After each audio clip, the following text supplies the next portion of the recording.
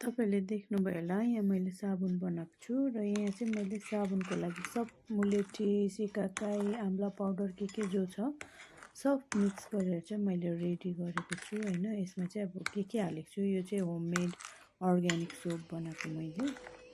अन्त अब यसलाई चाहिँ अब एउटा मोल्डमा हाल्नुपर्छ साबुनको जो साँचा हुन्छ हैन, त्यसमा यसरी हालेर राख्यो। यो सबै हाल्यो। मैले चाहिँ अलिकति मात्रै बनाएको थिएँ, मैले युज गर्नुको लागि मात्रै हो। र अब चाहिँ यो सब हालिसकेर चाहिँ मैले यसलाई चाहिँ एकछिन ठन्डा हुनको लागि चाहिँ छोडिदिनु पर्यो यतिकै। अब यहाँ हेर्नुहोस्, यो ठन्डाको लागि मैले छोडिदिएको छु हैन, यतिकै जाम्नुको लागि दिनुपर्छ।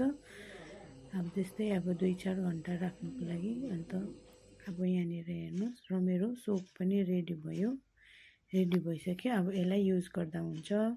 र अब यस्तै सोपहरू अरू पनि अब जो अर्ग्यानिक सोपहरू छ हैन, यो चाहिँ हेयरको लागि हो, जसको चाहिँ हेयर फलहरू हुन्छ